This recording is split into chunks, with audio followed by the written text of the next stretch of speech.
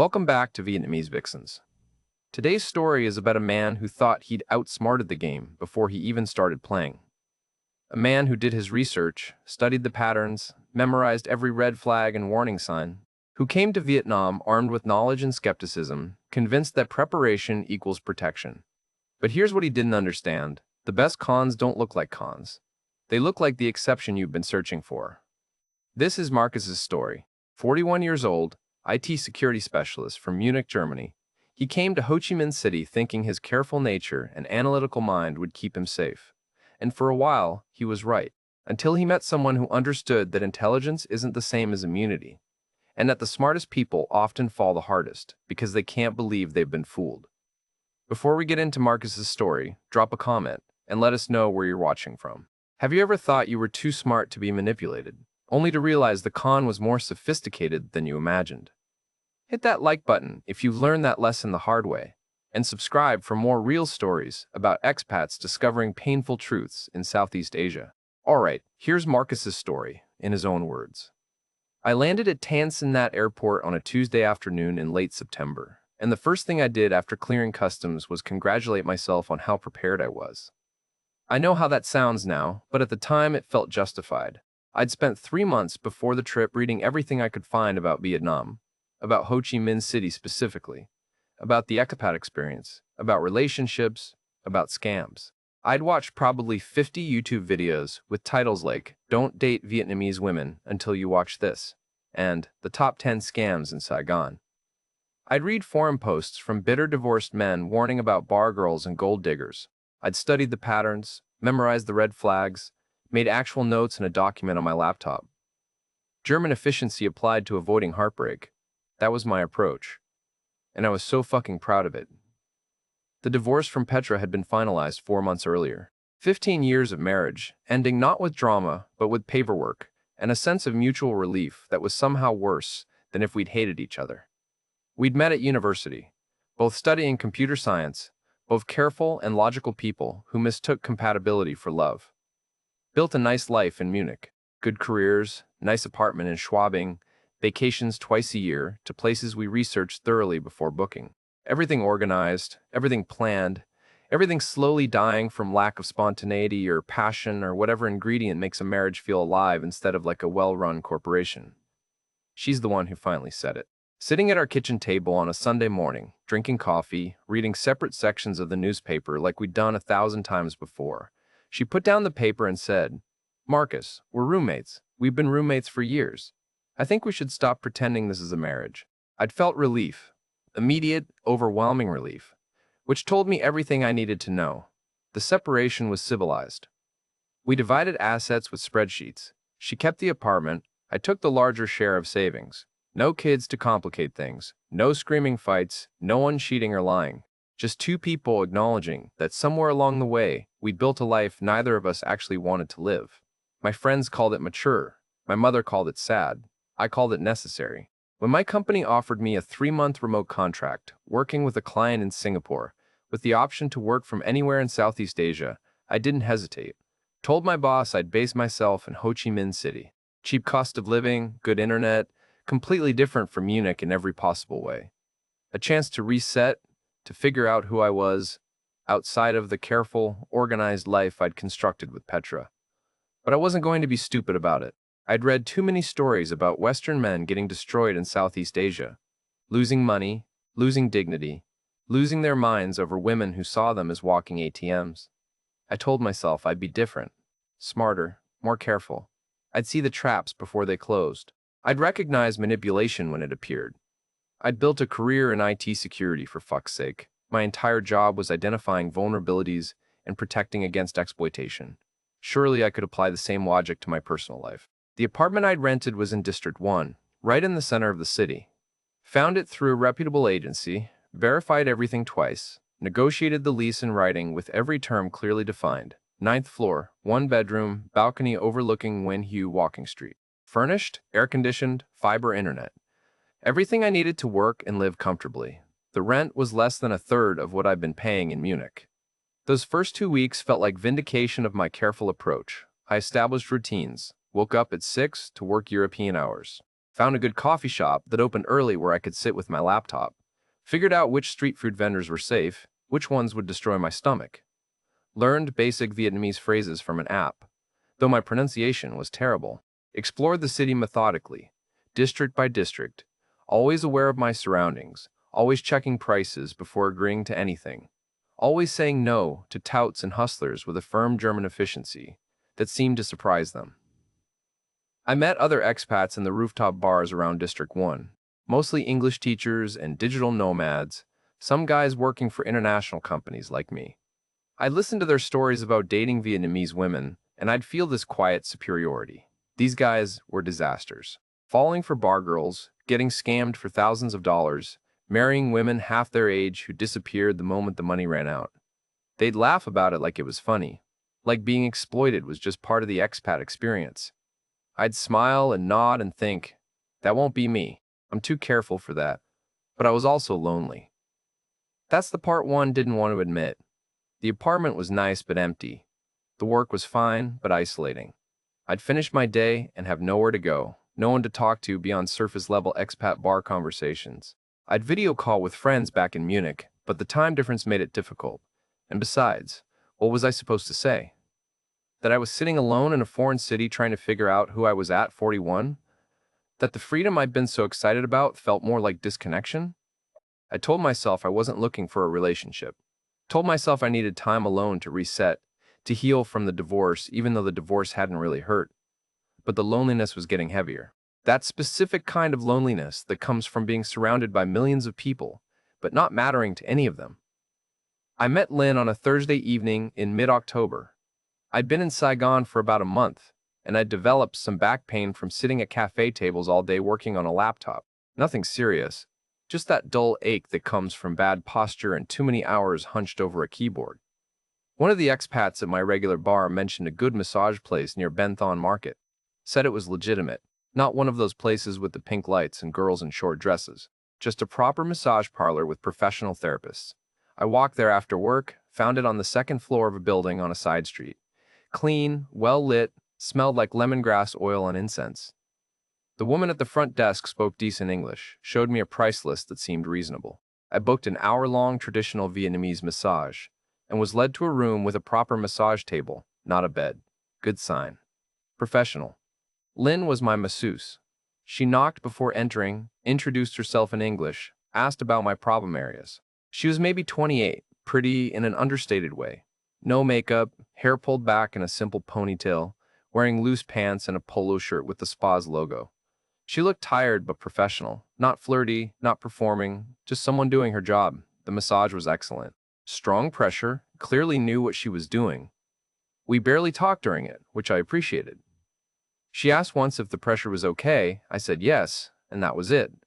At the end, she recommended I come back in a few days if the pain persisted, gave me some stretches to do at home. Very professional. Very normal.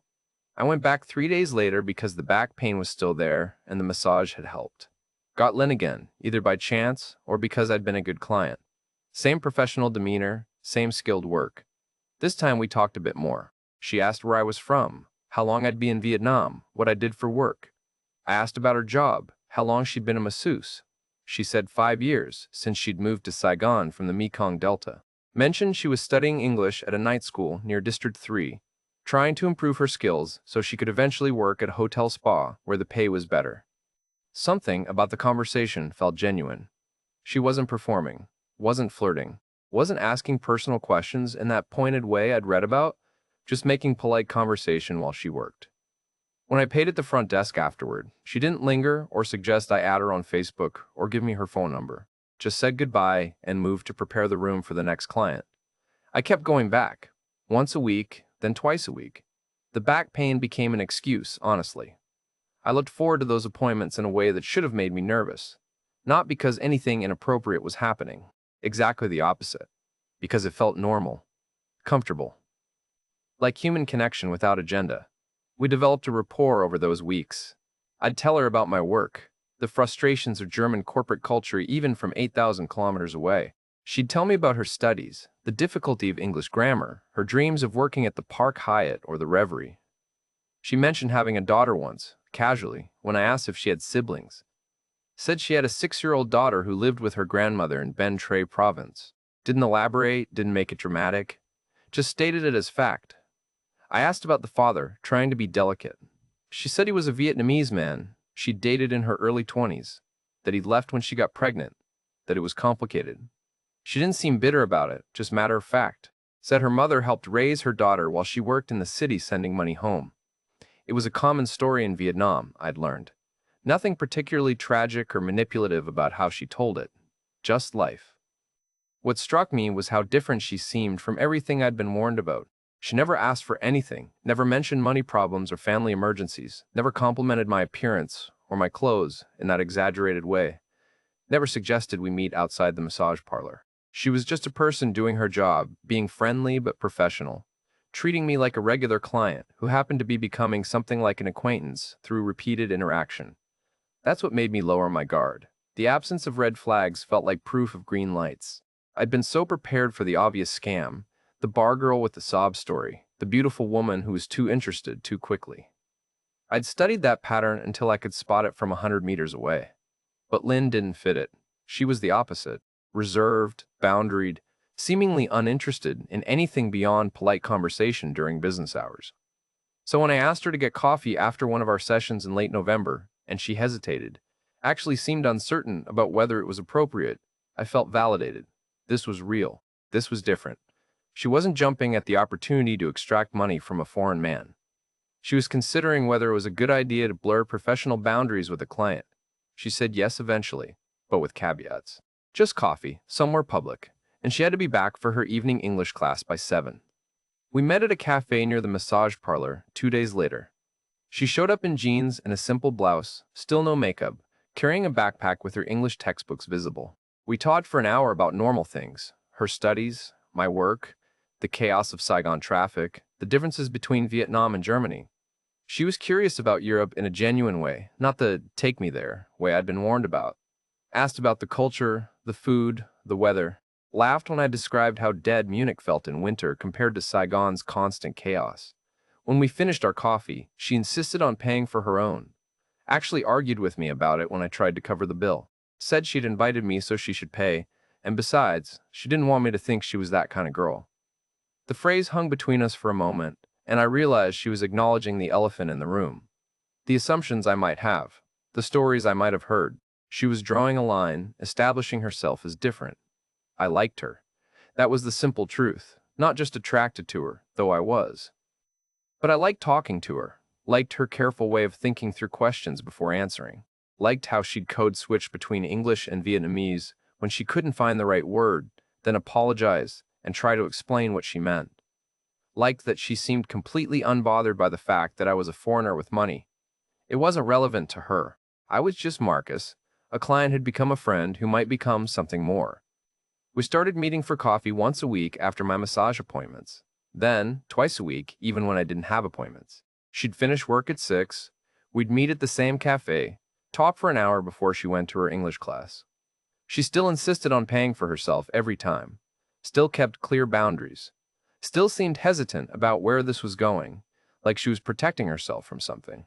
I asked her once why she seemed so cautious about dating. We'd been meeting for a few weeks, and the question felt natural, not invasive.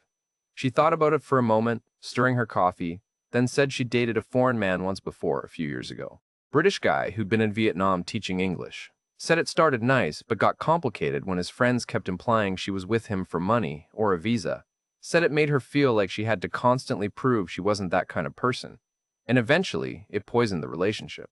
They broke up and he went back to England, and she decided maybe it was easier to just date Vietnamese men who wouldn't come with those assumptions. But Vietnamese men had their own problems, she said. A lot of them wanted her to be more traditional than she was. More focused on marriage and family, less focused on her career and education. Her daughter's father had been like that. Wanted her to stay home and take care of the baby while he worked. Got angry when she wanted to go back to work after a few months. That's why it didn't work out. The way she talked about it felt real, nuanced, not the simple sob story I'd been warned about, just complicated human experiences with complicated contexts. I found myself trusting her precisely because she wasn't performing trust. She was just existing, with all her complications and cautions and boundaries. When I asked if she wanted to try dating properly, Not just coffee, but actual dates. She made me wait 3 days for an answer. That 3-day wait mattered. It felt like genuine consideration, not strategy. When she finally said yes, she had conditions. We'd take it slow. She didn't want to meet my expat friends yet because she knew what they'd think. She wanted to keep it private for a while, make sure it was real before making it public. All of it sounded reasonable. All of it felt like someone protecting themselves, not setting up a con. Our first real date was dinner at a local Vietnamese restaurant in District 3, her choice. Not expensive, not fancy, the kind of place locals went. She ordered for both of us in Vietnamese, taught me how to eat everything properly, laughed at my clumsy attempts with chopsticks. We talked about real things. I told her about the divorce, about feeling like I'd wasted 15 years building a life that looked good but felt empty. She told me about growing up poor in the Mekong Delta, about her father leaving when she was young, about her mother working brutal hours in rice fields to keep food on the table, about getting pregnant at 22 and feeling like her life was over, then deciding, fuck that, her life was just beginning differently.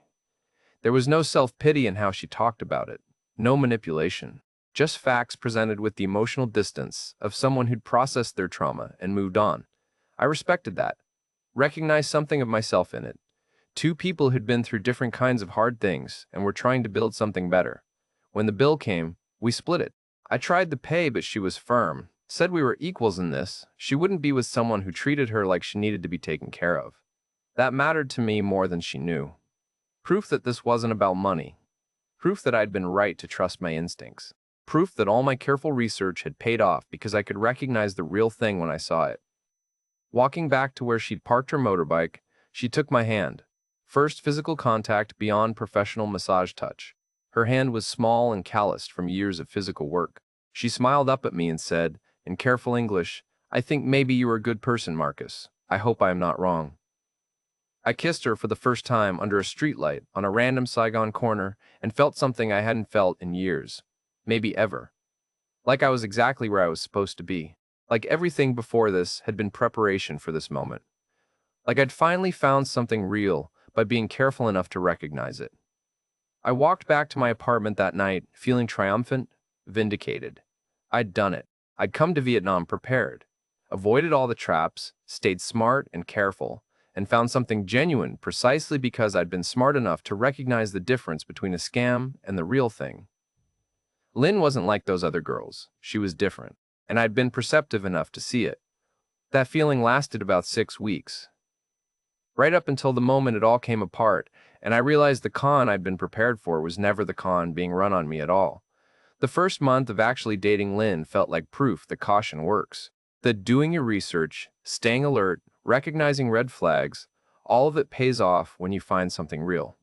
She kept her boundaries, kept insisting on splitting bills or alternating who paid, kept her own life separate from mine in a way that felt healthy, not suspicious. She'd stay over at my apartment maybe once a week, always leaving early the next morning to get to work. We'd text throughout the day, normal couple things, nothing excessive or performative. She introduced me to her mother in early December. That was significant, meeting the family. That's not something scammers do, right? We took a taxi to District 7 on a Sunday afternoon. Her mother lived in a small apartment building, third-floor walk-up, the kind of place that felt authentically working class. Not performatively poor, just modest. Her mother was in her mid-50s, spoke almost no English, but smiled warmly and fed us too much food. Lynn translated bits of conversation. Her mother asked about my work, my family, whether I liked Vietnam. Normal mother questions. She showed me photos of Lynn's daughter, a beautiful little girl with her mother's eyes. Talked about how much she missed having Lynn closer, but understood she needed to work in the city. It all felt legitimate. Real. I'd read about elaborate scams where women would hire actors to play family members, but this wasn't that. The apartment had years of living in it. Photos on the walls spanning decades. The comfortable chaos of an actual home. Lynn's mother hugged me when we left, said something in Vietnamese that Lynn translated as, "Take care of my daughter." I promised I would. Driving back to District 1 in the taxi, Lynn was quiet. I asked if she was okay. She said she was nervous about me meeting her mother, worried I'd judge their life, their modest circumstances. I told her I didn't care about any of that I liked her mother, that the afternoon had been lovely, that I was grateful she trusted me enough to bring me into her family. She leaned her head on my shoulder and said very quietly, "You're different, Marcus. I was right about you." That feeling again, validation, pride. I'd navigated this carefully and found something real, and now we were building something together. The divorce from Petra felt like a distant bad dream. Munich felt like someone else's life. This, here, in Saigon with Lynn, this felt like my actual life, finally starting. The first request came 2 weeks later, just before Christmas. We were having dinner at my apartment, some pasta dish I'd cooked that came out mediocre, but she ate anyway. Her phone rang, and she stepped out onto the balcony to take the call. I could hear her speaking Vietnamese, her tone concerned. When she came back inside, she looked stressed. I asked what was wrong. She hesitated, clearly not wanting to burden me, which made me press harder. Finally, she said her landlord had raised her rent suddenly, effective immediately. Some issue with property taxes. He needed to pass the cost to tenants. She was short 2 million dong for this month, about $80. She had it in savings, but that was supposed to be for her daughter's school fees next month. And if she used it now, she'd be short then, and it was just bad timing, bad luck. She wasn't asking me for money. That's what I noticed. She was just explaining why she was stressed. I offered immediately. Said of course I'd help. What kind of boyfriend would I be if I let her struggle with something so small? She protested, said she couldn't accept it, that it wasn't my responsibility, that she'd figure it out. I insisted. Literally argued with her about letting me help. She finally agreed, but made me promise it was a loan, that she'd pay me back when she got paid at the end of the month. I transferred the money that night. She kissed me and said I was too good to her, that she didn't deserve someone so generous. I felt needed in a way that the marriage to Petra had never made me feel. Petra never needed anything from me. We were two self-sufficient people existing in parallel. But Lynn needed me, and that need felt like love, like I mattered, like I had purpose beyond just existing. She never paid me back. Not that I expected her to, honestly. It was $80. I made good money. It didn't matter. When the end of the month came and she didn't mention it, I figured she was embarrassed to bring it up.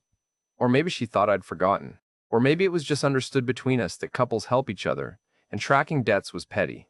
I told myself all of those things and didn't think about it again. Until the next request came 3 weeks later. Her motorbike broke down. The engine was making terrible sounds. The mechanic said it needed significant work. 6 million dong, about $240. She showed me the quote from the mechanic on her phone, apologetic, stressed. Said she was trying to figure out how to manage it. Maybe she could borrow from her mother, though her mother didn't have much either. I gave her the money before she finished the sentence. Didn't even think about it. Of course I'd help. It was her transportation to work, to her English classes, to see me. How could I not help? She cried a little when I transferred it. Said she felt terrible asking, that this wasn't the kind of person she wanted to be. I told her she hadn't asked, I'd offered, that this is what people who care about each other do. She held me tight and whispered thank you against my chest, and I felt like a good man. A generous man. The kind of man who takes care of the woman he loves. The pattern had started, but I couldn't see it yet. Didn't want to see it. Because seeing it would mean admitting I wasn't as smart as I thought. Would mean all that research and preparation had been useless. Would mean I was just like those other expat idiots I'd felt so superior to. Her mother needed dental work in February. Len mentioned it over coffee, worried. Said her mother had been in pain for months, couldn't afford proper treatment at a decent dentist. The local clinic in District 7 had given a quote of 12 million dong, about $480. Lynn was trying to save up for it, but with her rent and her daughter's expenses and her own costs, it would take months. Months of her mother in pain. I gave her the money that same day. She protested more this time, said it was too much, she couldn't accept it. But I could see the relief in her eyes, could see how much stress it lifted. She showed me a photo of her mother, this tired woman who'd worked rice fields her whole life, who'd raised a daughter alone, who deserved basic health care. How could I say no to that? What kind of person would I be? Lynn's gratitude felt genuine. She made me dinner that night at my apartment, actually cooked proper Vietnamese food for the first time. Con chua and thick co, dishes from her childhood. Said she wanted to do something special to thank me, even though nothing could really express how grateful she was. We made love afterward, and she held me differently. Tighter. Like she was afraid of losing me. Like I'd become essential to her. I should have been keeping track, should have been adding it up in my head. But I wasn't. Each request came with enough space between them that they felt isolated, not a pattern. Just life happening to someone I cared about. Someone who was grateful, who protested taking my help, who seemed genuinely uncomfortable asking. That discomfort felt like proof she wasn't scamming me. Real scammers would be smooth about it, confident. Lynn was hesitant, embarrassed, reluctant. Surely that meant something. Her English was improving rapidly, too rapidly, if I'd been paying attention. She'd been studying for years, she said, but something had clicked recently. She was using phrases and idioms that seemed advanced for her level, calling me babe and sweetheart, in ways that felt slightly off, slightly performed. But I rationalized it. She was practicing with me, learning from our conversations. Maybe she was just naturally talented with languages. She started being unavailable certain evenings, Tuesday and Thursday nights, specifically.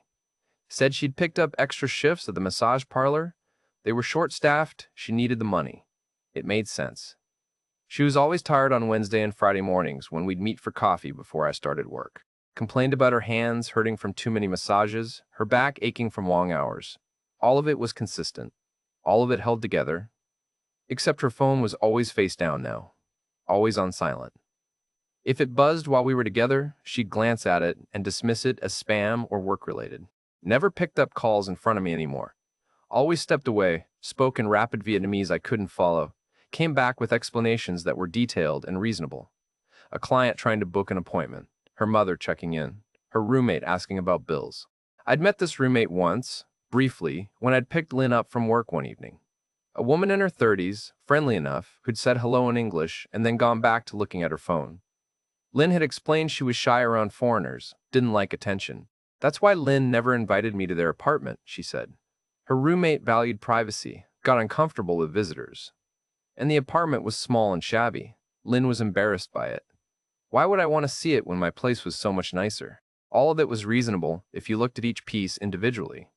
But I was starting to feel something underneath.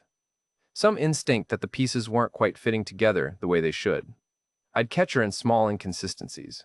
She said she'd worked a double shift on Tuesday but posted a photo on Facebook that evening at a cafe I'd never been to. When I asked about it casually, she said it was from earlier in the week, she'd just posted it late. Plausible.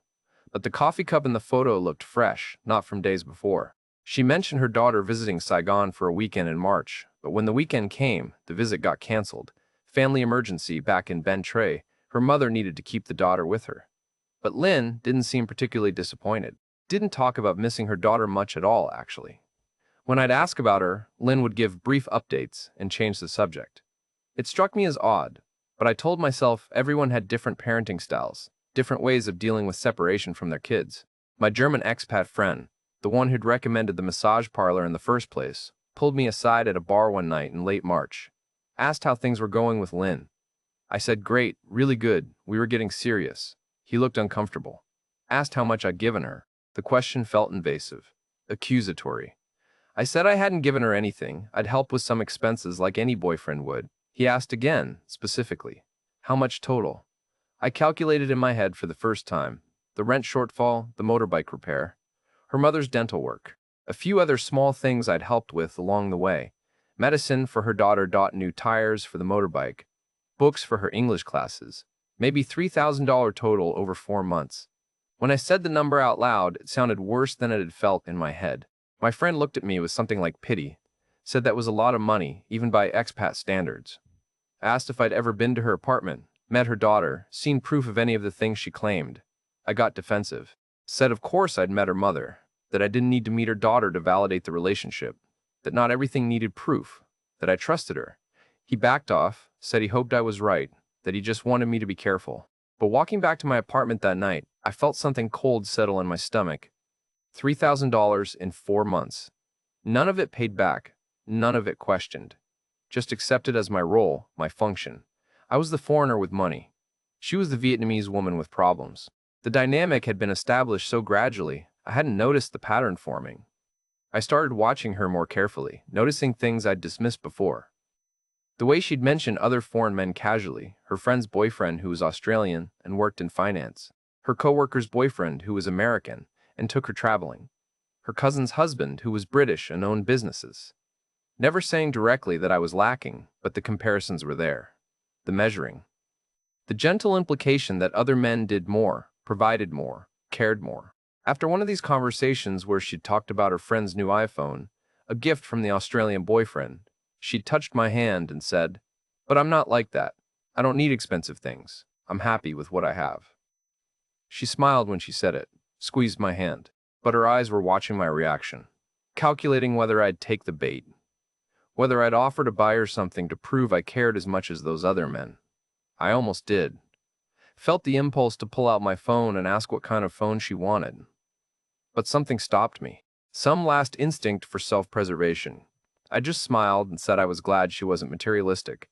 She held the smile, but I saw something flicker behind her eyes. Disappointment, maybe. Or recalculation. The next request came a week later. Her brother, who I'd never heard mentioned before, needed money for a business opportunity. Some kind of investment in a small cafe in the Mekong Delta. 10 million dong, about $400. If they could get the money together, the brother could become a partner in this cafe and have steady income. It would help the whole family. Lynn was trying to contribute her share, but she was short. Her mother was putting in what she could. They just needed a bit more. I hesitated. Actually hesitated for the first time. My savings account was looking concerning, not empty, but lower than I was comfortable with. And I'd never heard about this brother before. Didn't know if he was real, didn't know if the cafe was real. It felt suddenly like maybe I should ask questions. Maybe I should want proof. But when I hesitated, Lynn's face changed. She got very quiet. Then she said carefully, measuring each word, "You don't trust me." It wasn't a question, it was an accusation, followed by, "I knew this would happen. Dating a foreigner always means proving I'm not a liar. I'm so tired of that feeling." The guilt was immediate and overwhelming. Here I was, perpetuating exactly what she'd warned me about, treating her like a scammer because of her nationality, her gender, the circumstances of her life, being exactly like those other expat men who'd made her feel like she had to constantly prove her worth. I apologized immediately, said of course I trusted her, I was just worried about my own finances with the contract being less stable recently. She softened, said she understood. She shouldn't have asked, forget about it. But I could see the disappointment, could feel the shift in energy between us.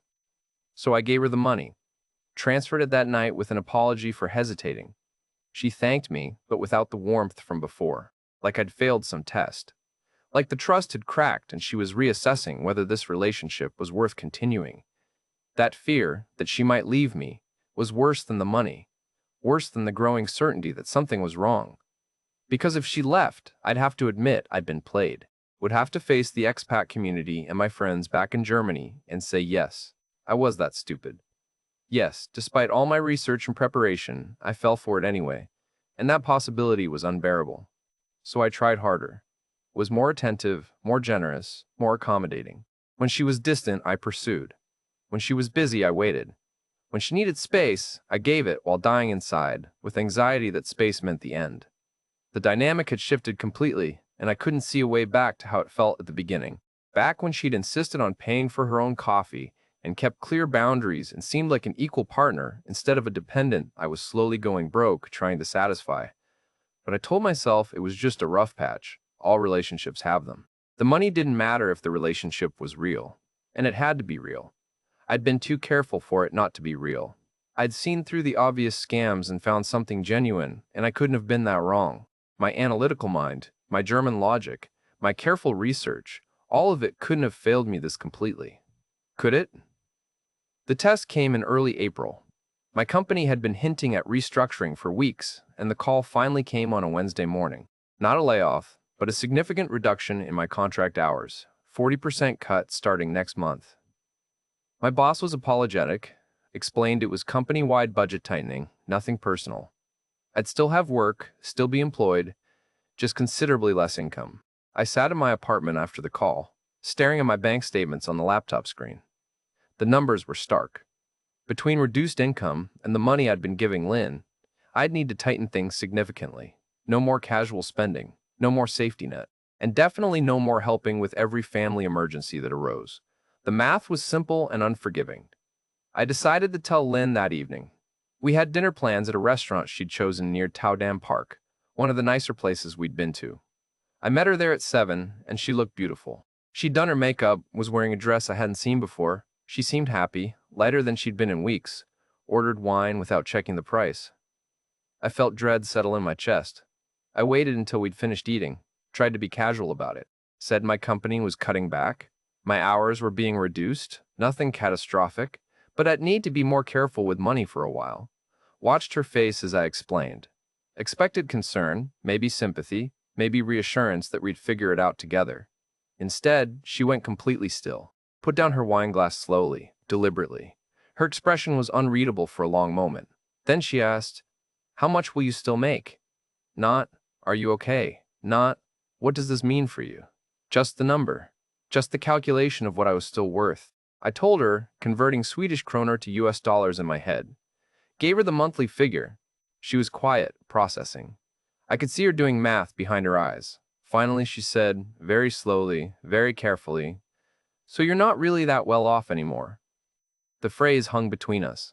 Not Ong Tai Jiao, because she didn't use Vietnamese terms with me, but the same concept. I'd been categorized, placed in a box labeled comfortable foreign income, and now I was being moved to a different box, a less valuable box. I tried to laugh it off, said I was still the same person, still had decent income, just needed to be more careful. She smiled, but it was hollow. Said she understood, but she barely touched her dessert after that. Left early, said she wasn't feeling well, kissed my cheek in a way that felt like goodbye. She didn't respond to my texts the next day, or the day after that. I called and it went straight to voicemail.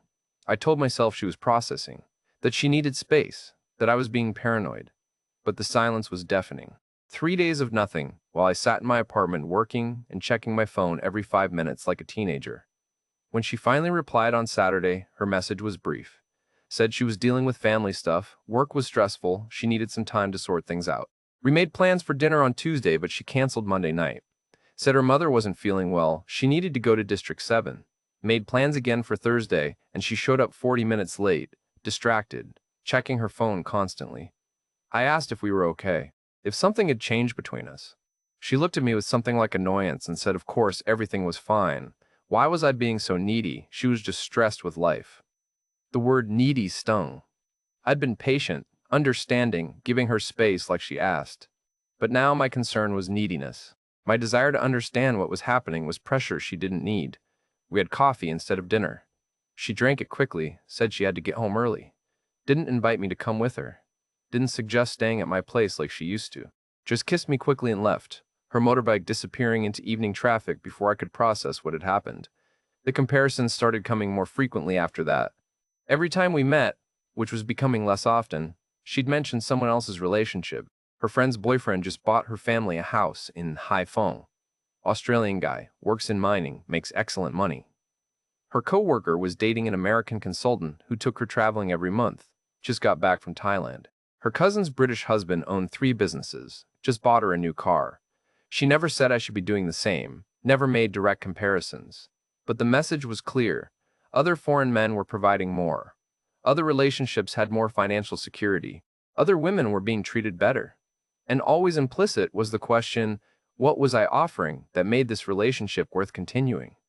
I found myself scrambling, trying to prove I was still valuable despite the pay cut. When she mentioned her motorbike needed maintenance, I offered money before she finished the sentence. She accepted without warmth, just a thank you, transactional, like I'd passed some minimum requirement, but nothing more. When she mentioned wanting to try an expensive Japanese restaurant, I made a reservation I couldn't really afford. She seemed pleased but distant, like I was performing adequately, but she was auditioning other options. I started following her social media more obsessively. Her Facebook posts were mostly in Vietnamese, impossible for me to fully understand even with translation apps. But the photos told stories. Her at restaurants I'd never taken her to. Her with groups of people I'd never met, always dressed nicer than when she met me. Her at a beach resort in Vung Tau during a weekend. She'd said she was visiting her mother. When I asked about the beach photos, she had an explanation ready. Old photos she was just posting now. Her friend had gone and tagged her by accident. The resort was actually near her aunt's house. She'd stopped by for an hour. All of it was possible. All of it could have been true. But the sick feeling in my gut was getting harder to ignore. My German friend tried talking to me again at the expat bar, sat me down, ordered us beers, and said very directly that he thought Lynn was playing me, that the pattern was obvious to everyone but me, that I needed to either confront her or walk away before I lost more money and dignity. I got angry, told him he didn't know her, didn't understand the relationship, was projecting his own cynicism onto something real. He looked at me sadly and said, "How much now? Total." Actually added up. I did the math that night. Sitting alone in my apartment, going through every bank transfer, every cash withdrawal, every expense I'd covered. The rent, the motorbike repairs, twice now, her mother's dental work, the brother's business investment, medicine for her daughter, multiple times, books for English class, new tires, phone repairs, small loans that were never repaid, emergency taxi rides, her portion of expensive dinners that I'd ended up covering, $5,400. In 5 months, my savings were depleted. My credit card had a balance I'd never carried before. And for what? A relationship that was dissolving the moment my income dropped. A woman who'd gone from warm and affectionate to cold and calculating the instant I became less profitable. I sat there staring at the number and felt something crack inside my chest. Not heartbreak, something worse. The shattering of my carefully constructed self-image. I'd come to Vietnam so prepared, so confident, so certain I could spot a scam. I'd studied the patterns, memorized the red flags, told myself I was smarter than those other expat idiots, and I'd walked straight into a con that was more sophisticated than anything I'd prepared for, because Lynn had never looked like a scammer. She looked like the exception, the genuine one, the woman who was different from all the others, precisely because she didn't fit the obvious pattern. And I'd fallen for it completely, because my ego needed to believe I was smart enough to find the real thing. Lynn disappeared for 6 days in mid-April, completely vanished. No calls, no texts, no response to my increasingly desperate messages.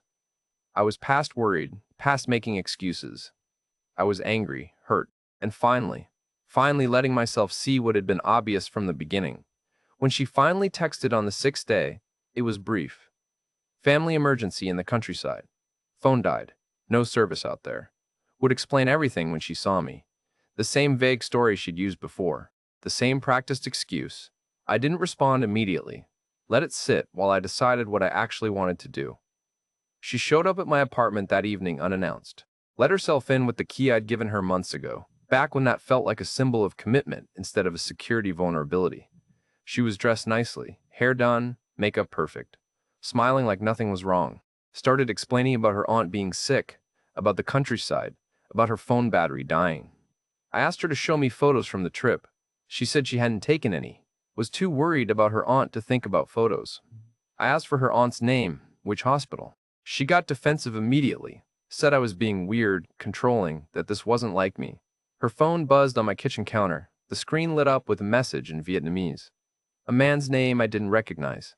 Something about meeting tomorrow night, bring the red dress. I asked who it was. She snatched the phone away fast, too fast, said it was her cousin. But her face had changed, hardened. The performance was cracking. We stared at each other and I could see her calculating, deciding whether to keep up the act or let it drop. I said I knew she was lying, about the trip, about the phone, about everything. She laughed, but it sounded wrong, nervous. Said I was being paranoid, acting crazy, that the divorce had damaged me more than I realized. Then her expression shifted and she said, "You've changed since the money got tight. You're not the same person I fell for. You're becoming stingy." The word hit like a physical blow. Stingy. After $5,400 in 5 months, after depleting my savings to help with every invented crisis, after scrambling to prove I was still worth her time despite reduced income, I asked her to leave. She looked genuinely shocked, like she couldn't believe I was actually pushing back, like no one had ever said no to her before. She said, "So that's it? You're giving up on us? Just like that?" The audacity was stunning. I told her there was no us, there never had been. Just me being a wallet with emotions attached, and her extracting everything she could until the well ran dry. She got angry then. Really angry. Said I was just like all foreign men who come to Vietnam and think every woman is a scammer. That I never really loved her. That I was looking for an excuse to leave because I was scared of real commitment. The projection was breathtaking. I asked for my key back. She threw it at me. Actually threw it across the room where it bounced off the wall. Stormed out, slammed the door. I heard her motorbike start outside, and then the sound faded into Hanoi traffic. I sat in my apartment feeling empty, not heartbroken, just hollow. And underneath it all, humiliated. Because some part of me had known from the beginning and I'd chosen to ignore it. Chosen the fantasy over reality. Chosen being wanted, even in this shallow way, over being alone. But I needed proof, needed to see with my own eyes that I'd been played. So the next evening I did something I'm not proud of. I went to the address she'd given me months ago, the place in District 7 she said she rented with her roommate. The apartment she'd never let me visit. I took a grab, asked the driver to wait, walked up to the building expecting an apartment complex. Instead, I found myself standing in front of a karaoke bar. Not even a subtle one. Pink and blue neon lights. Girls in short dresses smoking outside, calling to passing men in Vietnamese and broken English. Music thumping from inside. I stood there feeling the last piece of my careful German logic crumble into dust. Then I walked to the entrance. A woman in her 40s was sitting just inside, the mama-san, watching me with an expression that said she'd seen this exact scene 100 times before. I asked for Lynn, used her full name. The woman's face shifted to something that looked like pity. She said in surprisingly good English, "Ah, Lynn not working tonight. She here tomorrow maybe. You want different girl? Many pretty girl available." The casual way she said it, like this was routine. Like foreign men showed up asking for Lynn all the time. Like I was just another one. I asked how long Lynn had worked there. The woman shrugged. Maybe 4 year. She very popular with foreign customer. Very good at job. You her boyfriend? She smiled when she said boyfriend. Like the word was funny. Like it meant something different in this context. I said nothing. Walked back to the grab in a daze. Gave the driver my address. Sat in the back seat watching the city blur past and felt something fundamental break inside me. Not my heart. My sense of self. My carefully constructed belief that intelligence equals protection. That preparation prevents pain. That being smart means being safe. Everything made sense now. The disappearances that lined up with weekend nights. The constant need for money that kept me invested but never demanded so much I'd refuse. The way she'd never let me into her real life. The practiced stories and rehearsed emotions. The professional-grade manipulation that made me feel like I was making all the choices when really I'd been following a script she'd written. The massage parlor job was real. That's what made it brilliant. She worked there legitimately, scouted clients, identified lonely foreign men with money, built elaborate long cons that felt nothing like the obvious scams I'd studied. She'd learned her craft, perfected it over years. I was just the latest mark. Nothing special, nothing different. Just another foreign man who wanted so badly to believe he'd found something real that he'd ignore every warning sign until he was broke and broken. Back in my apartment, I blocked her on everything. Facebook, Zalo, WhatsApp, phone. Didn't confront her about the karaoke bar. Didn't ask for my money back. What would be the point?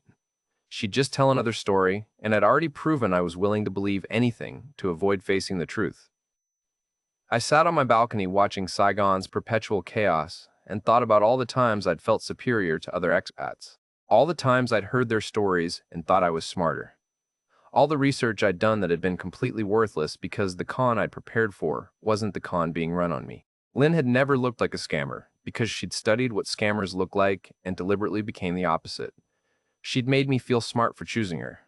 Made me feel like my careful analytical approach had paid off. Used my intelligence against me by making me believe I was too smart to be fooled. And the worst part was the lesson I'd thought I'd learned going into this. I told myself to watch for red flags. But Lynn had never shown me red flags. She'd shown me green lights, boundaries that felt healthy, reluctance that felt genuine. A life that seemed real enough to be believable but false enough to extract maximum sympathy and money. My German friend called the next day.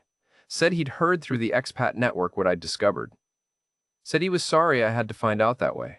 I told him I'd already known, deep down, that I'd ignored it because acknowledging it would mean admitting I wasn't as smart as I thought.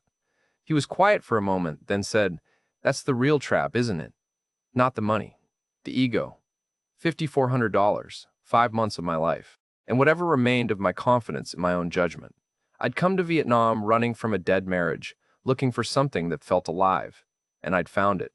Found a woman who made me feel wanted and needed and valuable. Found a relationship that felt real precisely because it had been engineered to feel real.